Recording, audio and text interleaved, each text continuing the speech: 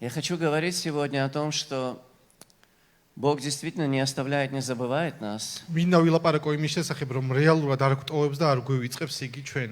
И Он делает какие-то особенные вещи в нашей жизни, და რაღაც განსაკუთრებულ რაღაცებს აკეთებს ჩვენ ცხოვრებაში, которые, конечно же, важны, во-первых, для нас самих, რომელიც პირველ რიგში მნიშვნელოვანია ჩვენთვის თავად, и потом через эти вещи Бог делает нас способными быть благословением для других людей. და ასეთი რაღაცეების მეშვეობით ღმერთი ხდის შესაძლებელს, რომ სხვებისთვის ვიყოთ კურთხევა. Я уже как-то говорил разочек, что я не верю в случайности в жизни верующих людей. ერთხელ ვახსენე უკვე, რომ არ მწამს, ესე იგი, შემთხვევითობების მორწმუნე ადამიანის ცხოვრებაში. Случайности могут случаться с людьми, которые не знают Бога. შემთხვევითობა შეიძლება მოხდეს ისეთი ადამიანის ცხოვრებაში, რომელიც არ იცნობს Но ღმერთს. если ты дитя Божье и ты отдал Ему свою жизнь, მაგრამ თუ შენ ღმერთის ძე ანასული ხარ და მიეცი მას შენი Бог ცხოვრება, занимается нашим воспитанием в таком მაშინ случае. ღმერთი შენი აღზრდით არის დაკავებული. И даже когда в этой жизни происходят какие-то не очень приятные, не всегда понятные для нас вещи, და მაშინაც კი, როდესაც ამ ცხოვრებაში რაღაც ჩვენთვის ბოლომდე გაუგებარი რაღაცეები ხდება, это процесс Его воспитания. ეს არის პროცესი მისი აღზრდისა, ხო? Это процесс Его работы над нашей жизнью. ეს არის მისი მუშაობის პროცესის შედეგი Если ჩვენ мы это ცხოვრებაში. поймем и будем доверять Господу, თუ ამას გავათვითცნობიერებ და მივენდობით მას, все пойдет намного легче и быстрее. მაშინ გაცილებით მარტივად და სწრაფად წავა საქმეები. Мы будем быстрее расти. სწრაფად გავიზრდებით, Мы быстрее станем благословением для других людей. სწრაფად გავხდებით კურთხევა სხვა ადამიანებისთვის. Я хочу сегодня говорить о тех высотах, на которые Бог хочет нас поставить. და მინდა რომ დღეს აი სიმაღლეებზე გელაპარაკოთ, სადაც ღმერთს უნდა ჩვენი დაყენება. И для того, чтобы говорить об этом, я хочу использовать одно очень важное место Писания. და ამისთვის მინდა მოვიხმო ძალიან კარგი ადგილი წინა Это წერილიდან. будет 3 глава книги пророка Аввакума. წინასწარმეტყველი აბაკუმის მესამე თავი იქნება ეს. Я думаю, что как только я начну читать, даже если вы не помните, к чему относится это место, вы сразу вспомните его. ძალიან მარტივად გავიხსენებთ, რომც არ გვახსოვდეს, რაზე არის აქ საუბარი. Это место очень часто упоминается в церкви, и очень часто, или почти всегда, когда мы читаем Библию, мы обращаем внимание на это место. ხშირად არის ეს ადგილი, ესე იგი, ციტირებული ეკლესიაში და ხშირად ვამახვილებთ ხოლმე ყურადღებას ამ ადგილზე. Потому что в определенном смысле оно особенное. იმიტომ რომ გარკვეული თვალსაზრისით მნიშვნელოვანია, ხო? И сейчас мы поговорим о том, почему. და ვილაპარაკოთ იმის შესახებ თუ რატომ. Итак, мы читаем. აი წავიკითხოთ. Книга Аввакума, 3 глава. მესამე თავია აბაკუმის წიგნის. И мы начнем с 16 стиха до 19. до დავიწყოთ конца. მე-16 მუნხლიდან და ჩავიდეთ ბოლომდე მე-19-ს чатвлит. «Я услышал, и вострепетала внутренность моя. При вести о сем задрожали губы мои, боль проникла в кости мои, и колеблется место мое подо мною». მოვისმინე და შემეძრა გულმუცელი, მის ხმაზე ამით რთოლდა ბაგეები. ძვლებმა იწყეს ტეხა და ადგილზე დაუბარბაცებდი. «А я должен быть спокоен в день бедствия, когда придет на народ мой грабитель его». მაგრამ შვიდად დაველოდები უბედურების დღეს, როცა აღსდგებიან ჩემი ხალხის წინააღმდეგ და თავს დაესხმებიან მას. И вот всем знакомое место дальше. და ეხლა არის უკვე ყველასთვის ძალიან ნაცნობი მუხლი. «Хотя бы не расцвела смоковница, и не было плода на виноградных лозах. აი თუნდაც აღარ აყვავდეს ლეღვი და აღარ გამოისხას ვაზმა მტევანი. Маслина изменила, и нива не дала пищи. გამტყუნდეს ზეთისხილის ნაყოფი და მინდვრებმა საზრდო არ მოიტანონ. Хотя бы не стало овец в загоне и рогатого скота в стойлах. მოწყდეს ფარეხიდან ცხარი და აღარ დარჩეს ბოსელში საქონელი. Но и тогда я буду радоваться о Господе и веселиться о Боге спасения моего». მე მაშინაც კი უფალში გავიხარებდი, მუდან ვილხენდი ჩემი ხსნის ღმერთში. Господь Бог, сила моя. უფალი ღმერთი არის ჩემი ძალა. Он сделает ноги мои, как у оленя, и на высоты мои возведет меня. ფურირმის ფეხებს შემაბამს და ჩემს მაღლობებზე გამატარებს. Замечательные стихи. მშვენიერი შესანიშნავი მუხლებია. Легче прочитать и согласиться, чем пережить такое. და ბუნებრივია უფრო მარტივია რომ დავეთანხმო, წავიკითხო და დავეთანხმო, ვიდრე გავიარო ეს ყველაფერი. Давайте немножечко поговорим о контексте, в котором родились эти слова. მოდით აი კონტექსტზე ვილაპარაკოთ, სადაც წარმოიშვა ეს სიტყვები. Здесь он описывает свою реакцию на то, что Бог открыл ему. აქ აღწერილია ის რეაქცია იმის შესახებ თუ რა გაუხს, რა დაანახა ღმერთმა. Он говорит, он услышал что-то от Бога, и вся внутренность его აი поколебалась. რაღაცა მოისმინა ღმერთისგან და მისი შინაგანი შეიძრა, ასია В დაწერა. русском языке говорит, что сказано, что у него было ощущение, что место под ним качается. აი რუსულიანიდან თუ გადმოვთარგმნით, ასეთი კონტექსტია რომ გეგონება მიწა შეიძრა, ხო? მიწა Но в ირყევა. оригинале и в грузинском написано, он как бы опьянел, он спотыкался как пьяный от того, что он მაგრამ услышал. ქართულ ენაზე ნათარგმნი გულისხმობს, რომ გეგონება სიმთვრალისგან ბარბაცებდა. Это заставило его потерять самообладание на мгновение. საკუთარ თავზე კონტროლი დაკარგა, ხო, მომენტში.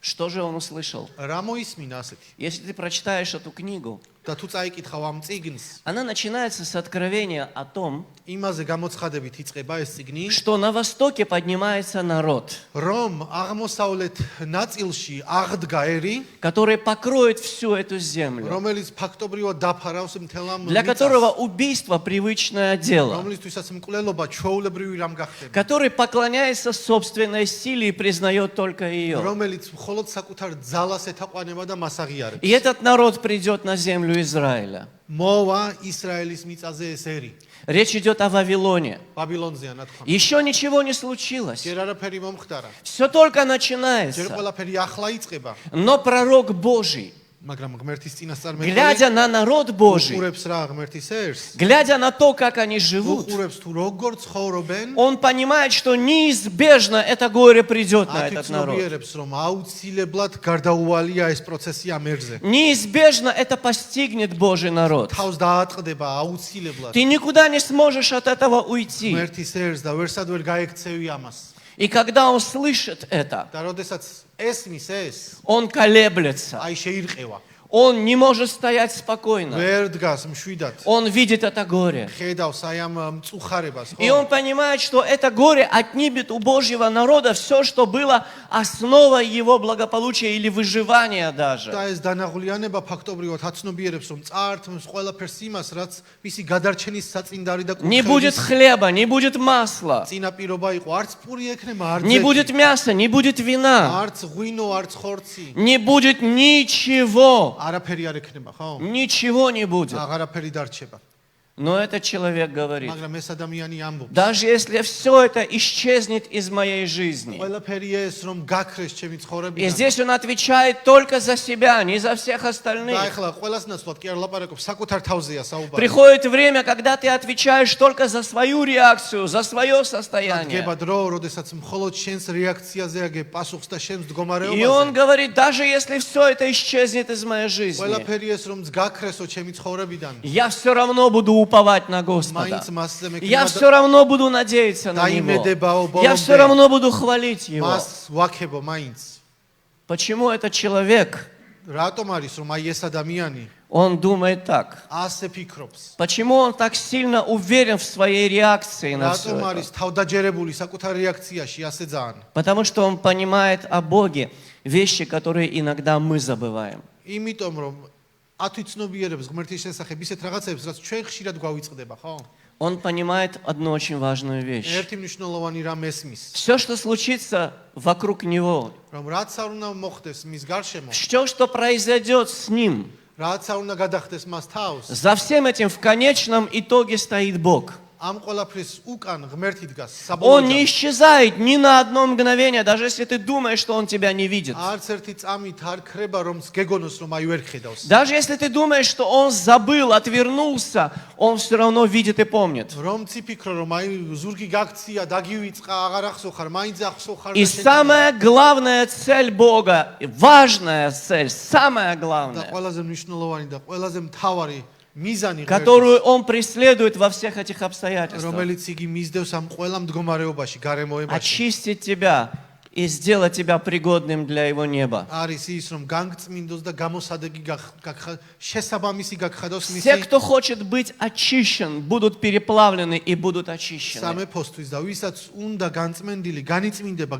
გაივლის ცეცხლს და განიწმინდება. Второе заявление, которое является контекстом этих слов, და მეორე განცხადება, რომელიც ამ სიტყვების ფაქტობრივად კონტექსტია, заключается в том, შემდეგში მდგომარეობს, что, видя все это, რომ ხედავს რა ამ ყველაფერს, Господь снаряжается для битвы. ღმერთი აღიჭურვება ბრძოლისთვის И Он идет помочь тебе. და მოემართება შენს Когда დასახმარებლად. ты думаешь, что ты один, ты не один. და როდესაც გონია რომ მარტო ხარ, არ ხარ მარტო. Аввакум описывает это как приготовление к битве. Бог идет, и Он будет воевать за тебя. აბაკუმი აღწერს ამას როგორც ბრძოლისთვის სამზადის, რომ მოვა და შენს ნაცვლად И იომებს. если враг, или когда враг подумает, что он может сделать больше, чем ему разрешено, და როდესაც მტერი იფიქრებს, რომ იმაზე მეტი ისუფლება აქვს, ვიდრე ნებაა დართული მისთვის, все желающие или думающие так, они будут поражены Господом. ყველა ვინც ასე ფიქრობს და მიიჩნევს, ყველა იქნება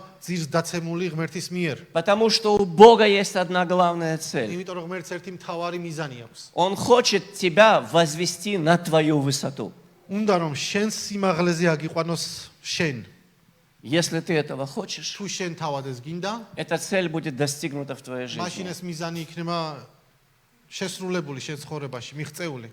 Давайте начнем потихонечку разбирать это место. მოდი გავარჩიოთ, ხო, თან და ნაბიჯი-ნაბიჯი ეს. Часто мы в Библии слышим о высотах. ხშირად არის ბიბლიაში ლაპარაკი სიმაღლეებზე.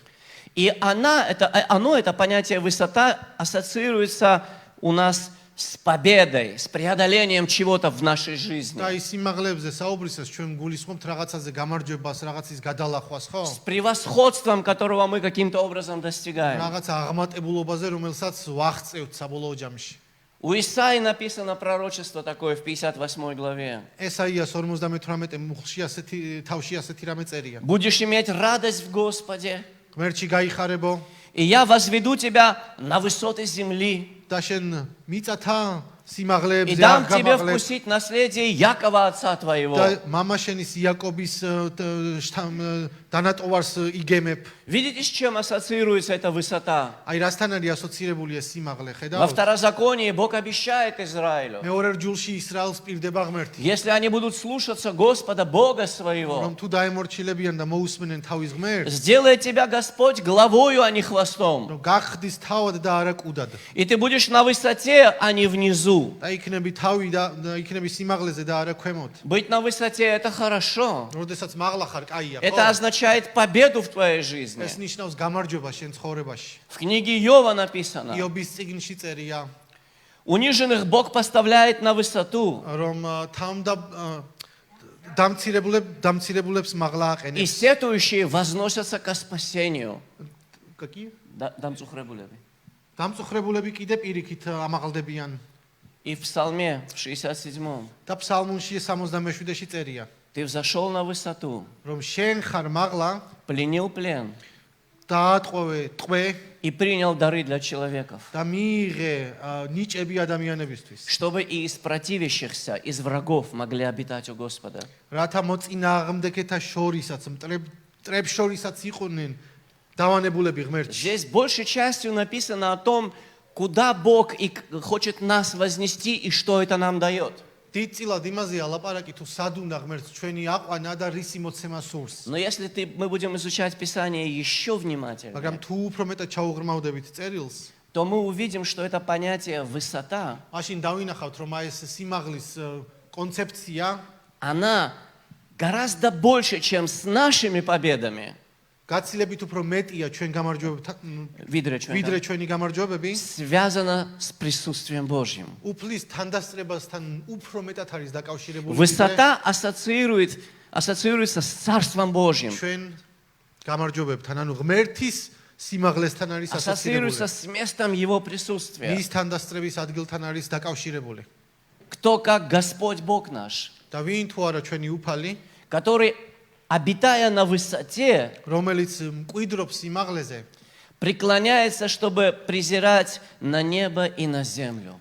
თვალს, ესე იგი, გადმოხურებს ზეციდან მიწას, Бог обитает на высоте. ღმერთი მკვიდრობს სიმაღლეებზე. И когда Он смотрит на этот мир, და როდესაც უყურებს ამ Он სამყაროს, всегда смотрит на него сверху. უყურებს ზემოდან. Знаешь, что это значит? იცი ეს რას ნიშნავს? Он господствует над ним. ანუ მეფობს ამ მიწაზე. ამას ნიშნავს. Глупые люди, неразумные люди могут строить планы, сговариваться против Господа. Он всегда смотрит на это сверху. აი სულელ ადამიანებს შეუძლიათ პირი შეკრან ღმერთის წინააღმდეგ, მაგრამ იგი ამ ყველაფერს ზემოდან უყურებს. Я вижу только то, что непосредственно рядом со мной. Он всегда видит далеко, потому что он смотрит сверху. ხედავ რაც ჩემს უშუალოდ ჩემს გარშემოა, იგი კიდე ყველაფერს ხედავს, ვინაიდან ზემოდან უყურებს ყველაფერს. Я боюсь идти в каком-то направлении. Он говорит, иди, я вижу, там все в порядке, иди. მე მეშინია კონკრეტული მიმართულების არჩევა, იგი კი გეუბნება და ამობს რომ წადი, მე ვარო აქ.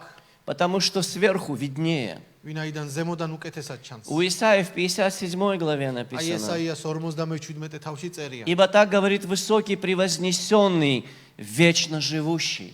ასე ამბობს ამაღლებული, განდიდებული და მარადის ცოცხალი, Святое имя Его. რომ წმინდა მისი სახელი. Я живу на высоте небес и во святилище. მე ვცხოვრობ სიწმინდესა და ცათა სიმაღლეებში И также с сокрушенными и смиренными духом, და სულით დამსხვრეულებს შორის და თავმდაბლებს შორის, чтобы оживлять дух смиренных и оживлять сердца сокрушенных. რათა თავმდაბალთა გული გავაცოცხლო და დამსხვრეულთა გულები აღვადგინო. И здесь мы видим связь этой высоты с нами. და აი აქ ხედავთ უკვე აი ამ კავშირს სიმაღლესა და ჩვენ შორის. Я хочу немножечко поговорить об этом дальше.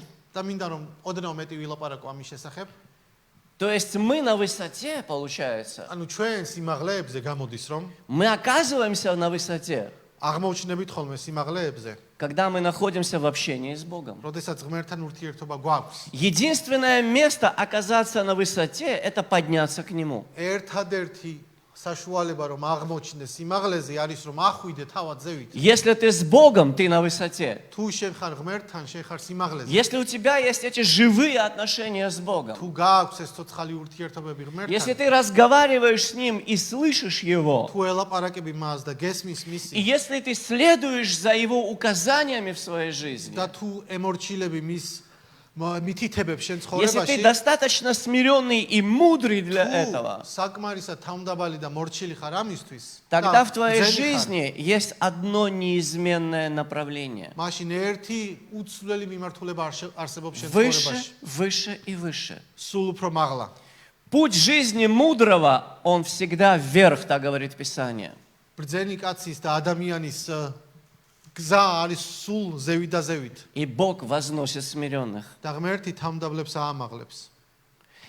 Из всех этих цитат, которые мы привели выше о Боге, და ყველა აი ამ ყველა ეს ციტატა, რაზეც ვილაპარაკეთ, и особенно из последней, და განსაკუთრებით აი ბოლო мы ციტატა, видим одну очень важную вещь, გვაჩვენებს ერთ კარგ მკაფიო которую რაღაცას, нам нужно понять и принять для себя. რომელიც უნდა მივიღოთ, გავიგოთ საკუთარი თავისთვის. Что Бог, при том, что Он всегда на высоте, რომ მიუხედავად იმისა, რომ ღმერთი მუდამ სიმაღლეზეა, Он не теряет связи с этим миром. არ კარგავს კავშირს სამყაროსთან, ხო? Почему я это говорю? რატო ამბობ ამას? Иногда мы, как верующие, думаем, ზოგჯერ ჩვენ მორწმუნეები ვფიქრობთ ხოლმე и это в Писании описывается как фарисейство. და წერილში აღწერილია როგორც ფარისევლობა. Не прикасайся ко мне, я слишком свят для тебя. ფიქრობთ ხოლმე, რომ აი ნუ მომეკარები ძალიან ნამეტანი წმინდა Мы ვარ. думаем, что чем духовнее мы становимся, тем меньше должна быть наша связь с реальной жизнью и с людьми ფიქრობთ вокруг. ხოლმე, რომ რაც უფრო სულიერი ვართ, მით უფრო ნაკლები უნდა იყოს ჩვენი კავშირი გარშემო. А Бог говорит, что Он, живя на этой высоте, ერთი კი ამბობს, რომ მკვიდრობს რა აი ამ სიმაღლეებზე. Он преклоняется, чтобы достать тебя из грязи. იგი ესე იგი კეთს, არა, იხრება იმისთვის, რომ ამოგიყვანოს ამ ტალახიდან. В 17-м псалме Давид говорит, მე-17 ფსალმონში он დავითი описывает свое состояние. აღწერს თავის Он მდგომარეობას და описывает ამბობს бедствие, он тонет фактически. იმის შესახებ, თუ როგორი იძირება, როგორ არის დევნის მსხვერპლი. И он говорит, он простер руку с высоты и взял меня и извлек из вод многих. და ასეთ რაღაცას ამბობს, რომ სიმაღლიდან გამოიშვირა თავისი ხელი და მრავალ წყალთაგან ამომიყვანაო. Высота не для того, чтобы сделать тебя выше, чем другие люди. სიმაღლე იმისთვის კი არ არის რომ სხვაზე მაღლა იყოს და Высота для того, чтобы дать тебе способность любить, как любит Бог. არამედ იმისთვის არის რომ გიყვარდეს როგორც ღმერთს უყვარს. Высота для того, чтобы дать тебе способность действовать так, как Он бы хотел действовать в этом мире. იმის უნარი მოგცეს რომ მოიქცე ისე როგორც თავად მოიქცეოდა ამ Потому что სამყაროში. ты Его глаза и руки в этом мире. იმიტომ რომ შენ ხარ მისი თვალები და მისი ხელები ამ Потому что სამყაროში. ты Его церковь. შენ ხარ მისი И ეკლესია. значит, ты часть Его тела. ესე იგი მისი სხეულის ნაწილიც ხარ. И ты должен делать то, что хочет Он. და უნდა გააკეთო ის რაც მას სურს. Но ты можешь это делать только если ты на высоте. მაგრამ მხოლოდ მაშინ შეძლება მის კეთებას თუ ხარ სიმაღლეზე. Давай немножко поговорим о том, как мы попадаем на эти высоты. ვილაპარაკოთ თუ როგორ უნდა აღმოჩინი ამ И я бы სიმაღლეზე. хотел из слов Аввакума выделить эту фразу. და მინდა რომ აი გამოვარჩიო აბაკუმის სიტყვებიდან შემდეგი На ფრაზა. высоты мои возведет меня. ჩემს სიმაღლეებზე ამიყვანსო. Обрати внимание, что он не говорит от имени всего народа. და მთელი ერის სახელით კი არ ლაპარაკობს. Он говорит от себя лично. არამედ საკუთარი თავიდან, ანუ თვითონ лапарაკობს თავზე რა. Конечно, საკუთარ თავზე. иногда бывают какие-то общие высоты для церкви, для народа, для страны. ბუნებრივია არსებობს საერთო სიმაღლეებიც ხშირად ეკლესიისთვის, ქვეყნისთვის და ასე შემდეგ. Но чаще всего მაგრამ უფრო ხშირად у каждого из нас есть своя высота. თითოეულ ჩვენგანს აქვს საკუთარი სიმაღლე. Точно так же, как у каждого из нас есть свой крест. იგივენაირად როგორც თითოეულ ჩვენგანს საკუთარი ჯვარი აქვს, ხო? У нас есть в жизни какие-то ограничения, какие-то трудности. რაღაც შეზღუდვები გვაქვს სირთულეები ცხოვრებაში. Мы недавно с Экой были у одной бабушки, разговаривали, и она рассказывала нам, что в жизни никто не страдал так, как она. აი მე და ეკა ვიყავით ამას წინათ ერთ-ერთ მოხუც ქალბატონთან და გვიყვებოდა რომ მასზე მეტად არავის უტანჯია Я ცხოვრებაში. сказала ей: бабуля, у меня нету времени. უთხარი რომ აი დრო არ მაქვს. Но у меня есть один сосед, который очень любит меня за то, как я хорошо умею рассказывать все. მაგრამ ერთ ჩემ მეზობელს ესეთ რაღაც უთხარი რომ ჩემ мезобелს უყვარვარ იმისთვის რომ კარგი თხრობის უნარი მაქვს. Я не обманываю, но я могу рассказать хорошо. არ ვიტყუები, მაგრამ აი კარგად მოყოლა Если я შემიძლია. сейчас расскажу тебе про мою жизнь, про мои трудности, რომ მოგიყვე ახლა ჩემი ცხოვრების შესახებ, мы ჩემი будем втроем სირთულეების сидеть შესახებ. здесь и дружно плакать. აი მეგობრულად ვიტირებთ, ვიქვითვინებთ ერთად. Никто не страдал, как я, არავის არ უტანჯიაო ჩემსავით. даже Христос. ქრისტესაც კი. Мы всегда думаем, что в нашей беде, в наших трудностях мы страдаем хуже всех или больше всех. ფიქრობთ ხოლმე რომ აი ჩვენს სირთულეებში, ჩვენს გარემოებებში ყველაზე მეტად ჩვენ ვიტანჯებით. Потому что это наш вызов. იმიტომ რომ ჩვენს გამოწვევას Потому გავდივართ. что это наша проблема. იმიტომ რომ ჩვენია ეს პრობლემა. Как говорил мой покойный любимый пастор, мой первый, своя плоть ближе к телу. Знаешь, перефразируя აი русскую поговорку. როგორც ჩემი პირველი მწყემსი ამბობდა ხოლმე რომ ჩემი სხეული ჩემს ტანთან ყველაზე ახლოს არისო რა. Понимаешь, ты всегда чувствуешь свою боль лучше, чем боль другого человека. შენს ტკივილს ყველაზე მეტად გრძნობ შედარებით სხვა ადამიანთან. Поэтому Иисус говорит: люби ближнего хотя бы как самого себя. ამიტომ გეუბნება ქრისტე რომ მინიმუმ შენი თავის მსგავსად გიყვარდეს Если ты научился любить ближнего как самого себя, ты достиг человеческого максимума. შენი თავის მსგავსად მაინც თუ შეძელი სხვის შენი მოყვასის სიყვარული, ესე იგი максимумს მიუახლოვდე, Но მიაღწია. исходя из всего этого, у нас есть свои высоты, მაგრამ აი ამ ყველაფრიდან გამომდინარე ჩვენი სიმაღლეები გვაქვს, на которые нам нужно подняться რომელსაც უნდა მივაღწიოთ по воле Божьей. ღმერთის ნებით. И теперь давай немножко подумаем. და მოდი ახლა აი ვიმსჯელოთ ერთად. Если нам предстоит взойти на какую-то высоту, თუ გვიწევს რომელიმე სიმაღლეზე ასვლა, если Бог видит, что мне нужно подниматься, თუ ღმერთი ხედავს რომ უნდა ავიდე, что это значит? რას ნიშნავს ეს? Это значит, я сейчас внизу. ეს იმას ნიშნავს რომ მე არ ვარ ზევით, Я ქვევით. внизу, я не на высоте. სიმაღლეზე არ ვარ. Возможно, я в яме. შეიძლება ორმოში ვარ, Возможно, я в болоте. ჭაობში ვარ, Возможно, я в грязи. ტალახში ვარ, სიბინძურეში. И эта яма или это пониженное состояние у каждого свое. და ეს ორმო ან ეს დამდაბლებული მდგომარეობა ინდივიდუალურია. Это может быть слабость твоего характера. შეიძლება ეს შენი ხასიათის სისუსტეზე Это მიუთითებდეს. может быть черты твоего характера, შეიძლება ეს შენი ხასიათის გარკვეულ ასპექტებზე которых მიუთითებდეს. дьяволу стоит коснуться, и ты выходишь из себя.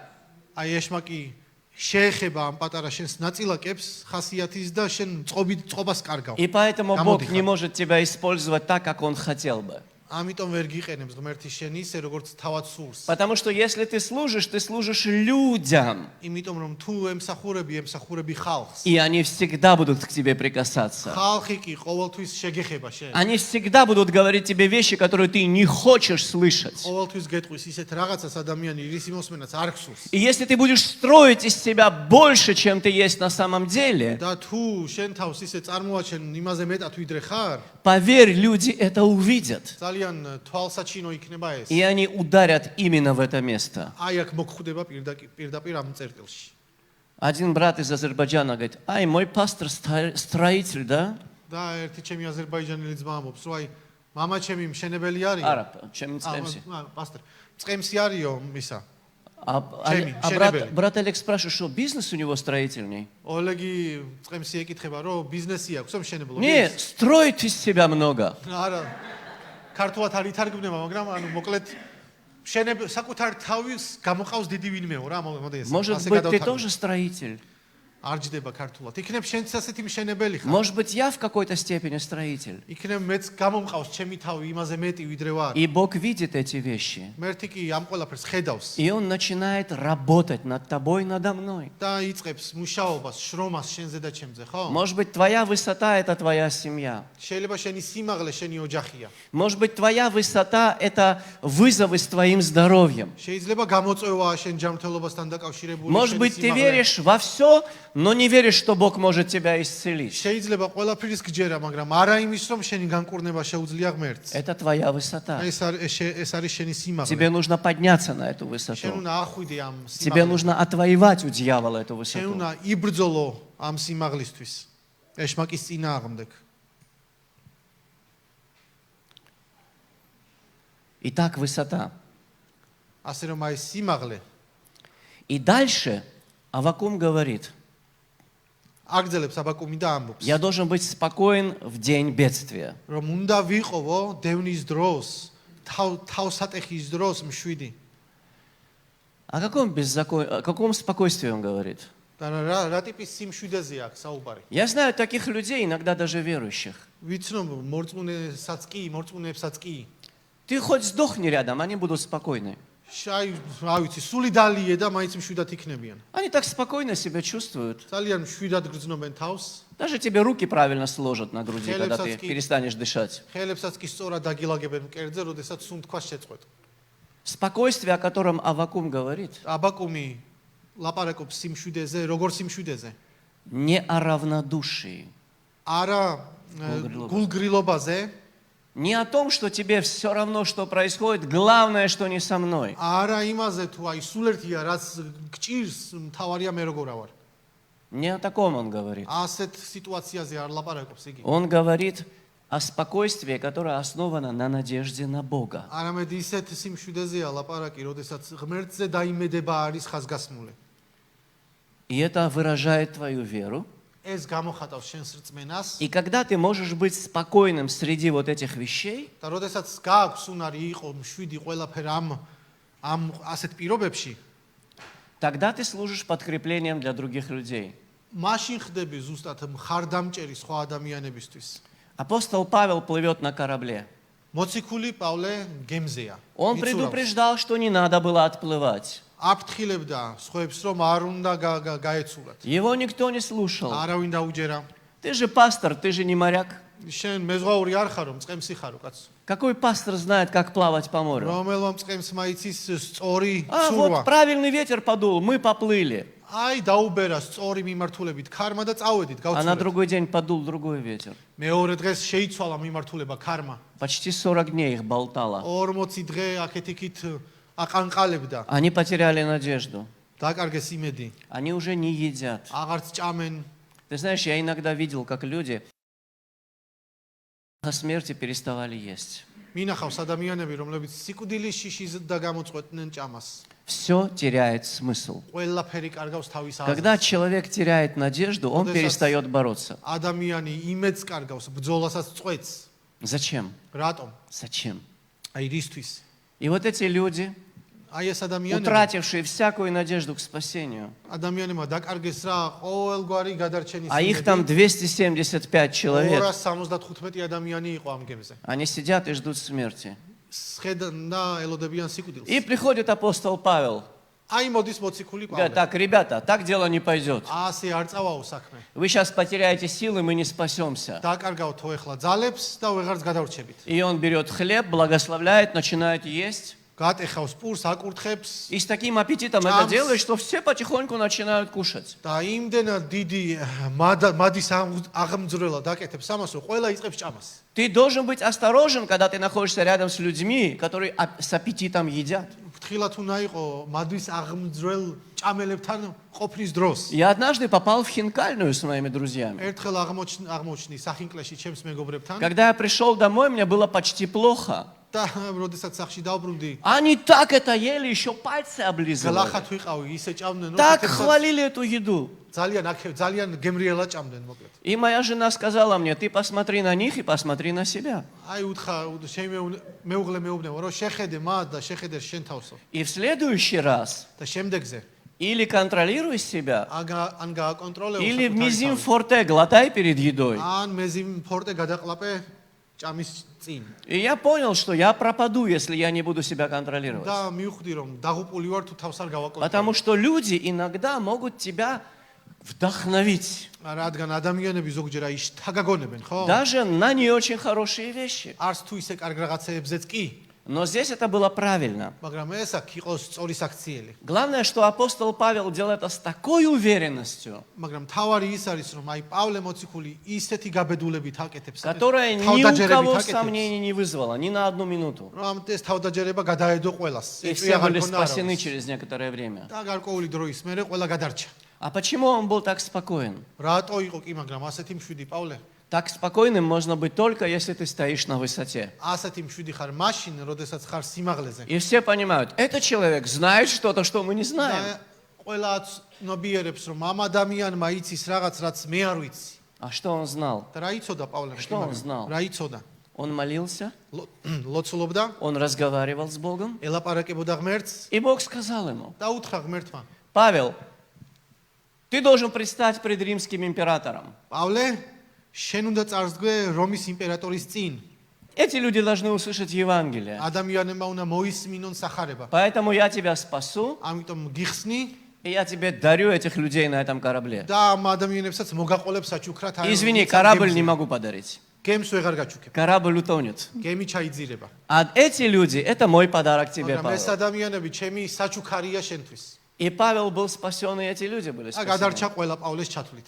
Это уверенность в этом человеке, აი გაბედულება, არა, которая თავდაჯერება ამ стала ადამიანში, заразительна для всех вокруг. რომელიც გადამდები გახდა ყველა გარშემოყოფთათვის. Она шла от его отношений с Богом. მომდინარეობდა მისი ღმერთთან ურთიერთობიდან. Поднявшись на высоту, როდესაც ავიდა სიმაღლეზე ты можешь взять с собой других людей. და შენ წახვალ სიმაღლეზე, შეგიძლია წაიყოლო სხვა И ადამიანები. ты знаешь, именно для этого Бог тебя туда и возводит. და ამიტომ აყავხარ ღმერთს იქ ზუსტად. И здесь написано, тогда я буду радоваться о Господе и веселиться о Боге спасения моего. და მე არის დაწერილი, რომ აი მაშინ გავიხარებ ღმერთში და ეს გაუმხიარულდები მასშიო. Вот этот человек посреди проблем находится и говорит, я буду радоваться и веселиться о აი Господе. ადამიანი გაქანებულ პრობლემებშია და ამობს, რომ გავიხარებ და ვიმხიარულებ და მოვილხენ მასშიო. Знаешь, когда я думал, с каким местом в Новом Завете лучше всего это сочетается, როდესაც ვფიქრობდი თუ რომელ ადგილს ეხამებოდა ყველაზე კარგად ახალ აღთქვაში это ეს ადგილი. послание Якова. С великой радостью принимайте, братья мои, когда впадаете в искушение. ეს არის იაკობის წერილი, ხო, როდესაც დაწერილია, რომ დიდი სიხარულით მიიღეთ ყოველგვარ გამოწვევის ჟამს. Не потому, что мы психически больны и боль наслаждения нам доставляет. იმიტომ კი არა, რომ ფსიქიკურად დაავადებული ხარ და ტკივილი გაყენებს გარკვეულ Он სიამოვნებას. говорит, у Бога есть цель. არამედ ამბობს, რომ ღმერთს აქვს მიზანი, У твоих проблем есть ограничения, которые на них Бог наложил, ხო, შენს პრობლემებს აქვს გარკვეული შეზღუდვა, რომელიც ღმერთმა დააწესა, а у Бога есть цель. ხოლო ღმერთს აქვს მიზანი. И Он достигает этой цели в твоей жизни, და აღწევს ამ მიზანს შენს ხორებაში, ограничивая трудности до необходимого уровня. კონკრეტულ დონემდე შემოფარგლავს რა შენ ცხოვრებაში არსებულ чтобы они სირთულეებს. не убили тебя, а помогли тебе რათა вырасти. კი არ მოკლან და დაგუპონ, არამედ გაგზარდონ და ხელი შეუწყონ შენს И потом говорит, ზრდას. если ты этого еще не понимаешь, და თუ შენ ეს კარგად არ გესმისო, тебе не хватает одной очень важной ერთი вещи. მნიშვნელოვანი რამ გაკლიაო ამბობს. Эта вещь называется мудрость. ეს არის სიბრძნე. Знаете, как я слышал, я не помню, это на иврите или на идыше, я не знаю, мой брат подскажет. არ მახსოვს რომელ ენაზე არის, ებრაულზე თუ სხვა რომელიმე ენაზე, მაგრამ Я могу в произношении ошибиться, შეიძლება გამოთქმაც არასწორი იყოს ჩემი მხრიდან. но я слышал где-то, что на еврейском языке, მაგრამ მსმენია რომ აი на одном из еврейских языков, ებრაული ენის ერთ-ერთ განშტოებაზე მოკლედ. слово «мудрость» звучит, знаешь, как интересно? სიბრძნე, სიტყვა სიბრძნე ჟღერს ძალიან საინტერესოდ. Очень похоже на слово «хохма». აი ასე ჟღერს, როგორც ხოხმა. А мудрец, знаешь, как звучит? ხოლო ბრძენკაცი როგორ ჟღერს? Ха-ха! აი, როგორც ხახა ასე. Я не знаю, правда это или нет, но я слышал это от одного человека. არ ვიცი, სწორია თუ არა, მაგრამ ნუ მოკლედ მსმენია ერთი ადამიანის. Но это так хорошо садится в контекст Священного Писания, что мне хочется в это верить. მაგრამ იმდენად ლოგიკურად ჩდება წმინდა წერილის კონტექსტთან, რომ მინდა რომ დავიჯერო, რომ სიმართლეა ეს. Как мудрость может звучать как хохма? როგორ შეიძლება რომ სიბრძნე იყოს ხოხმა? Посмотри, я сижу и задумался над своими проблемами, я не знаю, что делать, я боюсь. აი მე დავჯექი, ჩაუფიქრდი ჩემს პრობლემებს, არ ვიცი რა მოუხერხო А во втором გარემოებებს. псалме написано, напрасно сговариваются цари и князья против Господа, против помазанника его. მეორე ფსალმონში კი დაწერილია, რომ სულ ტყუილად აღდგებიან ღმერთის ცხებულის წინააღმდეგი მეფენი და Господь посмеется им. იმიტომ რომ ღმერთისგან დასაცინი გახდებიან. Они договорились, они решили, они сказали, будет так, мы не спровергнем Господа, его власть над собой. მათ პირი შეკრეს, გადაწყვიტეს, ღმერთს ჩამოვაგდებთ ახტიდანო А ყველაფერს Господь უზავთ. смотрит, какие забавные люди. ღმერთი კი უყურებს და აი რა სასაცილოები არის. Слушай, я уже все решил. ყველაფერი გადაწყვეტილიაო. Они не смогут это изменить. შანსი არა აქვს, თუ რა მის Все равно будет так, как я скажу. მაინც ისე იქნება, როგორც ვიცი. Потому что я управляю Вселенной. იმიტომ რომ სამყაროს გამგევარო მე. Дорогой брат, дорогая сестра, ძვირფასო ძმაო დაო, Бог управляет твоей жизнью. ღმერთი მართავს შენს ცხოვრებას Бог направляет твою жизнь. და წარმართავს. У Бога есть свои планы. თავისი გეგმები აქვს. Ты можешь веселиться над планами врага. შენ შეგიძლია იმხიარულო შენი მტრების გეგმების წინა. Потому что из зла, направленного против тебя, იმიტომ რომ შენკენ მომართული ბოროტებისგან Бог сделает добро. ღმერთი შეიქმს სიკეთეს. Ни одно орудие, изготовленное против тебя, не будет успешным. არც ერთი შენს წინააღმდეგ მიმართული იარაღი და დამზადებული იარაღი არ იქნება წარმატებული. Потому что Господь превзойдет все это. იმიტომ რომ ღმერთი ამ ყველაფერს ძლევს. Ты знаешь, одна из ценностей этих трудностей, და ამ სირთულეების ერთ-ერთი დიდი ფასეულობა, самое главное, ყველაზე მთავარი, если мы послушны Богу, რომ თუ ჩვენ მორჩილები ვართ ღმერთის, они нас меняют. მაშინ Они нас меняют. ისინი ჩვენ გვცვლის. Они помогают нам приобрести характер Христов. გვეხმარება ქრისტეს ხასიათის შეძენაში. Я недавно слышал одну просто душераздирающую историю. ერთი ესეთი შემაძრწუნებელი, ესე იგი ძალიან ღრმა ისტორია მოვისმინე. Давай для начала я скажу предисловие, вот как я пришел вообще к этим мыслям, ну и იმასაც к გეტყვი, этой истории. წინა სიტყვაობასაც ვიტყვი, როგორ მივედი ამ ისტორიამდე. Недавно, годик назад, когда Трамп пришел к власти, აი ერთი წლის წინ, როდესაც ტრამპი გახდა პრეზიდენტი, у него был спонсор и друг, с которым они потом поссорились, Илон Маск. ერთი სპონსორი და მეგობარი ყავდა, რომელთანაც შემდეგ რაღაც კონფლიქტი И вот შეექმნა. этот Илон Маск, это миллиардер, самый богатый человек в мире. და აი ილონ მასკი ყველაზე დიდი მილიარდერია, ყველაზე დიდი Он მდიდარი. призвал Америку обратить внимание на нарушение прав белых людей в Южной Африке. სამხრეთ აფრიკაში თეთრკანიანთა უფლებების დარღვევისკენ მიუთითა. И они там действительно нарушаются. და კი იქ თეთრკანიანთა უფლებები დარღვეულია. Вопрос в том, как эти белые люди там оказались. და საკითხი იმაში მდგომარეობს, თუ როგორ აღმოჩნდნენ თეთრკანიანი ადამიანები იქ. Вы знаешь, в решении каждой проблемы, каждого конфликта и каждого спора самое главное – это правильную точку отчета найти. ყველა პრობლემის და კონფლიქტის მოგვარებაში ყველაზე მნიშვნელოვანი არის სწორი საწყისი წერტილი იპოვა. Потому что каждый приходит и говорит о своих обидах, но это все когда-то началось. ყველა თავის განაწყენებაზე ლაპარაკობს, მაგრამ სადღაც დაიწყო ეს. Эти белые люди пришли туда как поработители. ეს თეთრი ადამიანები ჩავიდნენ იქ როგორც დამყრობლები, მოდი ასე ვთქვათ. Даже семья Илона Маска, она поднялась на этом угнетении. და ილონ მასკის ოჯახიც აი ამ სამხრეთ აფრიკაში გაიზარდა Это ფინანსურად. алмазный бизнес и так далее. ალმასთან დაკავშირებული ბიზნესი, Самая известная алмазная компания, знаю, слышали, не слышали, De Beers, это тоже оттуда. დებირსიც ერთ-ერთი ყველაზე დიდი კომპანია И ალმასების все არის эти მანდედან. люди, они работали там за гроши, черные люди. და შავკანიანი ადამიანები მონობაში Потом მუშაობდნენ туда индусов კაპიკებზე. привезли, их угнетали. შემდეგ ინდუსები ჩაიყვანეს Махатма Ганди там начал бороться за права своего ისინიც народа. ისინიც დაამცირეს და მაჰატმა განდი იქ ასე Он თქვა там წარმოიჭრა первый როგორც раз попал ლიდერი. в тюрьму. ციხეში პირველად იქ მოხდა И потом там случился переворот. და შემდეგ კი გადატრიალებაც მოხდა. Нельсон Мандела и все эти люди, ნეილსონ მანდელა და ყველა ეს после долгих ადამიანი страданий, они достигли свободы для своего народа. დიდი ხნის ტანჯვის შემდეგ მიაღწიეს თავისუფლებას თავისი Другая ერისის. тема, как эти люди сейчас распоряжаются своей свободой. მეორე საკითხია თუ როგორ განაგებენ თავის თავისუფლებას ეს ადამიანები. Но мы сегодня не об этом. მაგრამ დღეს ამაზე არ ვილაპარაკებ. Когда власть сменилась, они стали разбираться и заводить судебные дела против зверств, которые белые люди там совершали. როდესაც თავრობა იქნა არჩეული, დაიწყეს გამოძიება და ნახეს უამრავი საძაგელი საქმიანობა, რასაც იქ ადამიანები შადიოდნენ.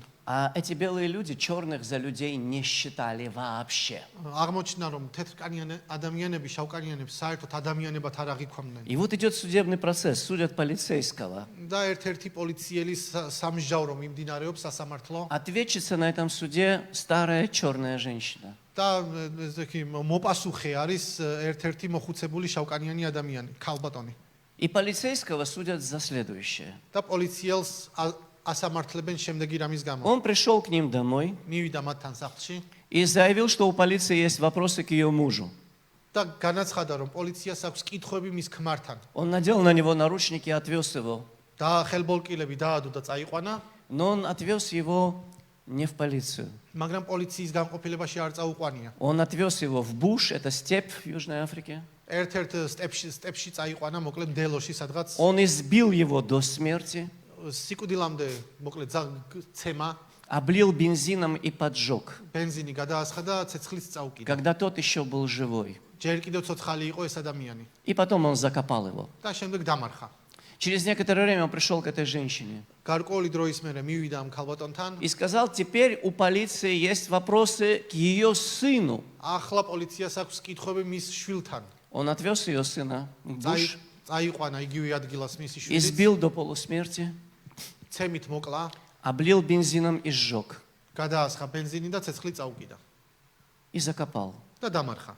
Судебный процесс заканчивается. სრულდება სასამართლო პროცესი И этой женщине дают слово выступить. და ამ ქალბატონს აძლევენ სიტყვით გამოსვლის საშუალებას. И она говорит, ваша честь, я хочу сказать несколько вещей. თქვენო აღმატებულებაო, მინდა 1-2 სიტყვა თქვა. Первое, что я хочу сказать, პირველი რისი თქვაც მინდა. что я христианка, которой Христос простил все ее грехи. რომ მე ვარო ქრისტიანი, ვისაც მიეტევა ყველა მისი ცოდვაო. Поэтому сегодня ამიტომ დღეს я провозглашаю Божье прощение в жизнь этого მე человека ვაცხადებ ღმერთის პატიებას ამ ადამიანის ცხოვრებაში. за то, что он сделал с моими мужем и сыном. რაც გაუკეთა ჩემს შვილს და ჩემს ქმარს, Я его მე прощаю. ვპატიობ მას. И ваша честь. და აი თქვენო უდიდებულესობაო, Я хочу აღმატებულებაო. попросить вашего разрешения подойти к этому человеку. ნებას ვითხოვო რომ მივიდე ამ ადამიანთან. Судья испугался, потому что мало ли, შეეშინდა მოსამართლეს, რა იცი რა ხდება может, у нее есть нож, იქნებ დანა აქვს. может, она хочет добраться до его горла. იქნებ ყელში უნდა როსწდეს. И он спрашивает, зачем? რატომ კი მაგრამ? Говорит, я хочу прийти и обнять его, მინდა რომ მივიდე და გადავეხვიოვო მას. чтобы он понял, რომ მიხვდეს как сильно Бог любит თუ его. რამდენად ძლიერად უყვარს ღმერთს И я ის. хочу сказать тебе, молодой человек, და მინდა რომ შენ გითხრაო ახალგაზრდა ადამიანო, Бог любит тебя и может простить твои რომ грехи. ღმერთს უყვარ ხარ შენ და შეუძლია შენი ცოდვების პატიებაო. Эта женщина подошла, поднялась на высоту, на которую редко кто-нибудь может подняться. ეს ქალი იმ მომენტში ავიდა ისეთ სიმაღლეზე, სადაც იშვიათად თუ ავა ვინმე. Что подняло ее на эту და высоту? რა მაიყვანა ეს ქალი იქ? Отношения с Богом, ღმერთთან ურთიერთობამ, которые помогли ей пройти через эти რამაც страдания. ხელი შეუწყო ამ ტანჯვაში გაეარა. Помните, несколько лет назад один пастух убил здесь американскую семью? თუ გახსოვთ ერთი მწყემსი იყო აქ აგერ საქართველოში და მისიონერი ოჯახი რო ამოწყვიტა. Молодой парень, он убил двухлетнего ребенка, отца, мать. ხო, მთელი ოჯახი ახალგაზრდა ოჯახი მოკლა. Он оказался в тюрьме. Он снимал это все на телефон и потом хвастался. ტელეფონით გადაიღო ეს ყველაფერი და შემდეგ აჩვენებდა ხალხს. Некоторые люди говорили, этого не может быть. ზოგიერთი ადამიანი ამობდა რომ აი შეუძლებელია. Наш парень не мог этого сделать. ჩვენი ძმა ამას ვერ იზავდაო. Но когда полиция арестовала его, у него были съемки на его телефоне. მაგრამ პოლიციამ როგორც კი დააკავა, აღმოაჩინა ვიდეო კადრები Они не ტელეფონში. могли найти этого ребенка, которого он закопал в леднике, и он показал им, где лежит этот ребенок. ვერ პოულობდნენ ამ დამარხულ ბავშვს და თავად მიიყვანა და აჩვენა სად იყო დამარხული. Если это не он, то как они его нашли? თუ თვითონ არ იყო, მაშ როგორ იპოვეს, ხო? Его осудили. გაასამართლეს, Он будет сидеть в тюрьме всю свою жизнь. მთელი ცხოვრება იჯდება ციხეში, Проходит год, გადის ერთი წელი и мать этого миссионера, она пишет ему письмо. და ამ მისიონერის დედა წერილს წერს ამ ბიჭს.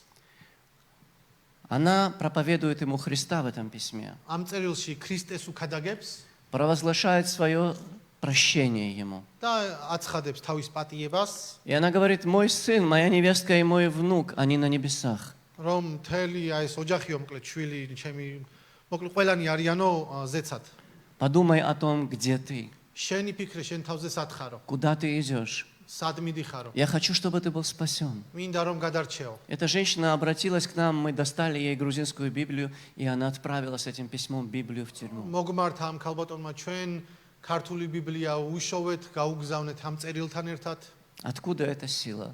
საიდან ეს ძალა? Она с неба, მხოლოდ და მხოლოდ зеციდან, ხო? из общения с Богом. ღმერთთან ურთიერთობიდან. Очень высокая цена. ფასი არის მაღალი. Сегодня мы здесь говорим о гораздо более мелких вещах. დღეს გაცილებით მცირეზე ვლაპარაკობთ დღეს ჩვენ აქ. Мы иногда даже не хотим разобраться с нашим характером. ზოგჯერ არც კი გვინდა რომ ჩვენს ხასიათზე ვიზრუნოთ. Мы не готовы решать конфликты, чтобы, отступив от своего «я», хотя бы на чуточку. კონფლიქტის მოგვარებაც კი არ გვინდა რომ აი საკუთარ თავზე, საკუთარ მეზე თქვა უარი. Мы не хотим на минутку начать думать о ком-то другом, думая только о себе. არც ერთი წამით არ გვინდა სხვაზე ფიქრი და მხოლოდ საკუთარ თავზე ვართ მიჯაჭვული, ხო? А я. მე, Думай о детях. Думай о детях своих, говорю. იფიქრე შენს შვილებზე. Думай о своей жене, думай о своем муже. იფიქრე შენს მეუღლეზე, შენს Что будет? ქმარზე, ცოლზე, Что რა случится? იქნება? რა მოხდება? Мои чувства были затронуты. ჩაი ჩემს გრძნობებს შეეხნენ. Ах, извините, пожалуйста. ბოდიშით. Под крестом однажды стояла одна женщина. აი ჯვრის ძირში იყო ერთი ქალი იდგა. А на кресте висел ее сын. ხოლო მისი შვილი იყო ამ ჯვარზე გაკრული. Как она стояла там? როგორ იდგა იქ? Она родила и отдала его для этого креста. რადგან შვა და მიგასცა ამ ჯვრისთვის. Не в чувствах было дело. გრძნობებში კი არ იყო ამბავი. Когда она была еще совсем молодой, а ребенок был 8 дней от роду или там 60 дней от роду, თავადაც რომ ახალგაზრდა იყო, ხოლო შვილი იყო სულ რაღაც 8 დღის. одна женщина ей сказала, ერთმა ქალბატონმა უთხრა. то есть мужчина, он сказал, оружие пройдет тебе твою душу, меч пробьет твое сердце. Просто мамакაცი ეუბნება, რომ აი მახვილი განგმირავს შენს გულს. Он говорил о той боли, которую должна была она пережить как мать. ელაპარაკებოდა იმ ტკივილის შესახებ, როგორც დედას, რაც უნდა Но ее გაეღო. сын спасет целый мир. მაგრამ მისი შვილი იხსნის მთელ სამყაროს. И она его отдала. და გასცა, Она его отдала. გასცა. А мы не хотим уступить свою маленькую боль, ჩვენ კიდე ჩვენი პატარა ტკივილის დათმობა არ გვინდა. свои небольшие чувства, ჩვენი პატარა გრძნობების, свои временные трудности. გარკვეული სირთულეები დროული. Поднимайся на высоту. ამაღლდი.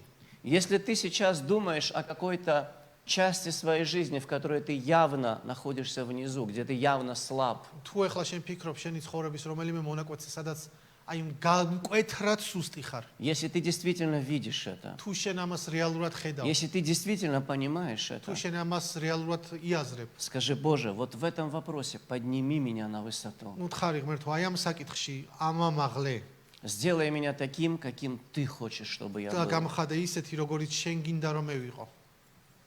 Измени меня настолько, насколько ты хочешь, чтобы я был изменен. შემცვალე ისე, როგორც შენ გინდა რომ ვიყო შეცვლილი.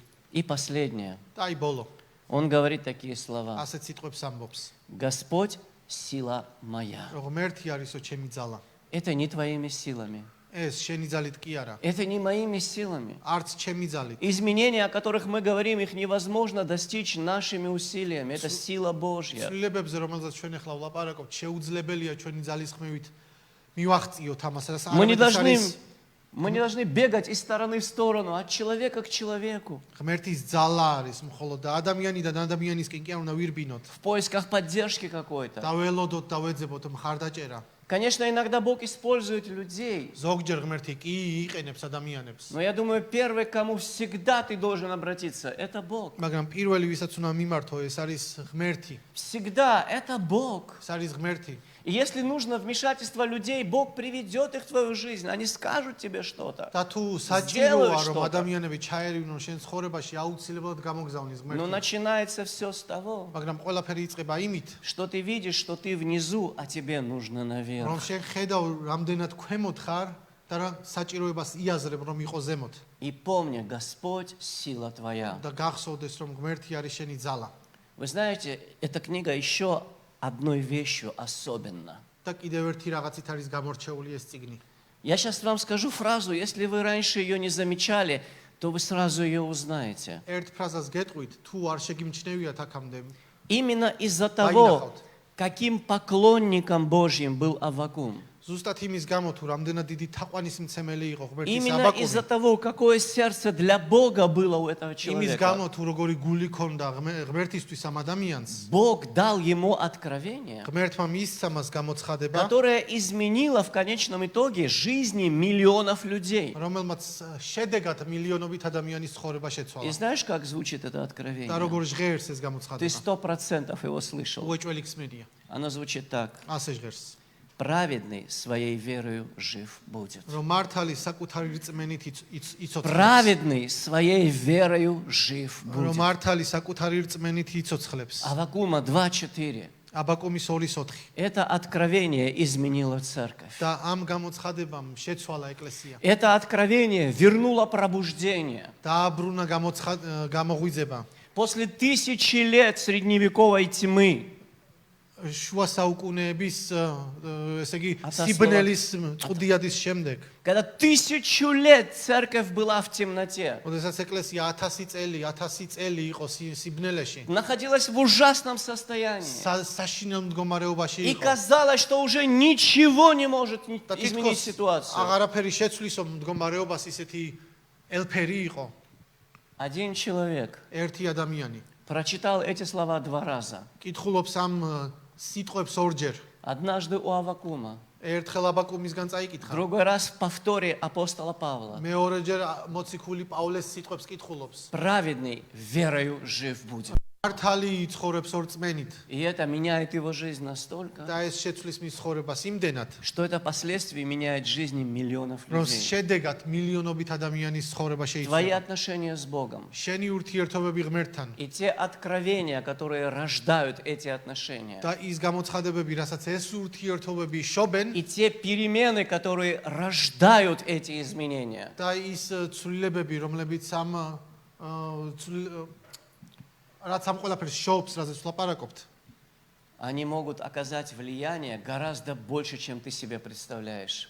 შეუძლია იმაზე დიდი გავლენა იქონიოს, ვიდრე ჩვენ წარმოვიდგენთ. Этот человек, через которого изменилась целая страна, и другие страны тоже были затронуты. ეს არის ადამიანი, რომლის მეშვეობითაც მთლიანად სახელმწიფო და სხვა ერებით Он შეიცვალა. жил в провинциальном городе. იგი ცხოვრობდა ისეთი гარე ქალაქში, Он был из პროვინციალურში. очень простой семьи. ძალიან უბრალო ოჯახიდან იყო, ხო? Но для Бога это значение не მაგრამ имеет. ღმერთისთვის ამას არ ქონდა მნიშვნელობა. Бог берет простых людей, ღმერთი იღებს უბრალო ხალხს, вкладывает в их сердце жажду по Богу. მათ გულებში დებს, წყურვილს, Он возносит их на высоты.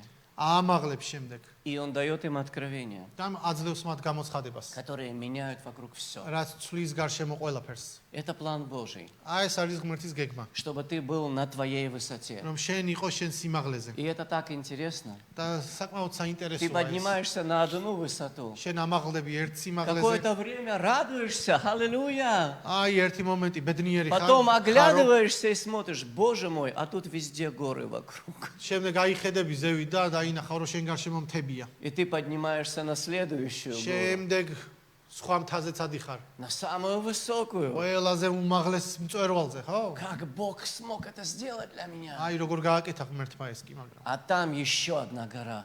ადიხარ და კიდე ერთ მთას ხედავ. И когда ты на этой горе, და როდესაც ამ მთაზე ხარ, ты смотришь вниз, იყურები ქვემოთ, а там люди. იქ ხალხია И ქვემოთ. ты не плюешь их на них с этой высоты. და ზემოდან შეურაცხყოფას კი არ აყენებ. Ты хочешь спуститься к этим людям არამედ გინდა რომ ჩახვიდე მათთან. и рассказать им то, что ты узнал, пока ты был там. უნდა ჩახვიდე და გინდა რომ მოუყვე იმის შესახებ თუ რა იხილე და რა გაიგეზევით.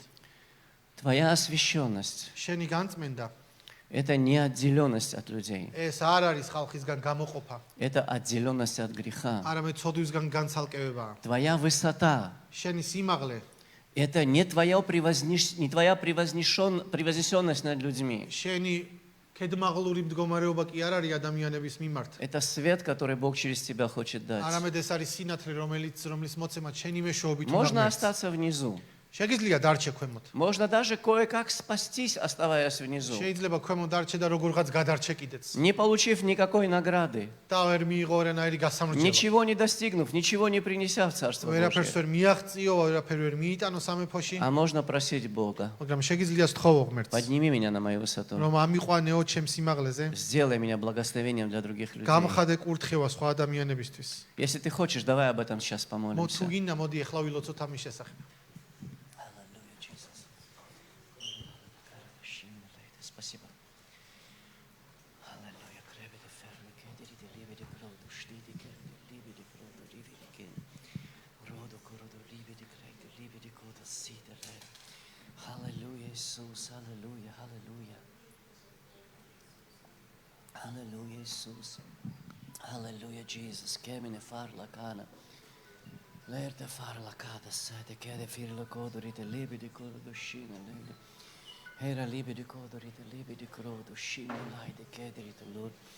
Halleluja, somana ferle kederite, Lord. Halleluja, halleluja. Отец, мы молимся во имя Иисуса Христа. უფალო ჩვენ ლოცულობთ იესოს სახელით. Мы благодарим Тебя за то, что Ты Бог в нашей жизни, Господь. მადლობას გიხდით, რომ შენ ხარ ჩვენი ღმერთი. Сейчас я так скажу, Господь, я благодарю, что Ты Бог в моей жизни. გეტყვი რომ აი მადლობა რომ შენ ხარ ჩემი ცხოვრების ღმერთი. Я благодарю Тебя за те немногие высоты, которые Ты дал мне покорить. მადლობას გიხდი რომ აი მცირედი სიმაღლებისთვის რომლის დაპყრობის შესაძლებლობაც მომეცი. Но я прошу Тебя во имя Иисуса მაგრამ Христа. გთხოვ იესო ქრისტეს სახელით. Я хочу, чтобы Ты прославился в моей жизни до конца, Господь. მინდა რომ ბოლომდე იყო განდიდებული ჩემს ცხოვრებაში. Чтобы Ты показал мне новые высоты, Господь. რომ ახალი სიმაღლეები მაჩვენო, Новые перспективы, ახალი პერსპექტივები, новые цели, ახალი მიზნები, новых врагов, ახალი მტრები, которых я должен победить, რომელიც Господь. უნდა უძლიო, Начиная с самого себя, საკუთარი თავისგან დაწყებული, начиная с моего сердца, ჩემი გულისგან დაწყებული, начиная с моего характера, ჩემი ხასიათებიდან დაწყებული, начиная с моих внутренних ჩემი ограничений, შინაგანი შეზღუდვებიდან დაწყებული, начиная с моих пристрастий, ჩემი მიჯაჭულობებისგან с моих დაწყებული, ценностей. ჩემი ფასეულობებიდან Прошу Тебя, Господь, და გთხოვ во имя Иисуса Христа, იესოს სახელით сделай меня еще больше похожим на Тебя, Господь. გამამსგავსე უფრო და უფრო მეტად შენ.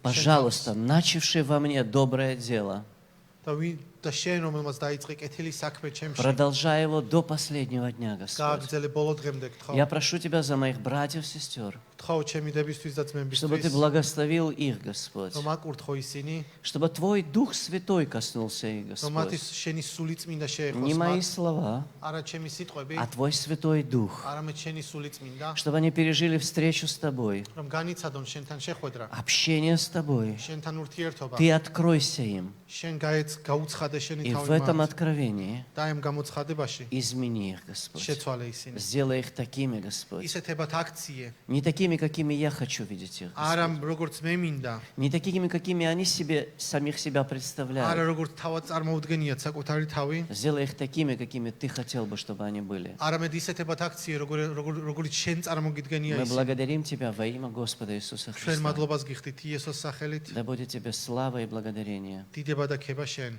Отец, Сын и Святой Дух. მამაო ძეო და სულო წმინდაო. Аминь. Пускай Господь благословит вас обильно. უფალმა დაგლოცოთ. Я очень вас прошу, გთხოვთ.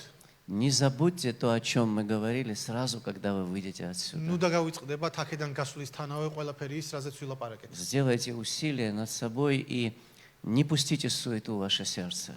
ძალისხმევა გამოიჩინეთ საკუთარ თავზე და ამაოება არ შემოუშვათ. Подумайте немножечко об этом. იფიქრეთ ამაზე. Может быть, Господь сегодня хотел сказать что-то именно вам.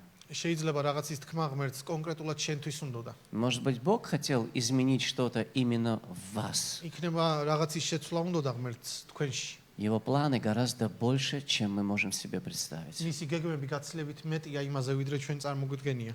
Да будет слава Господу. დიდება ღმერთს.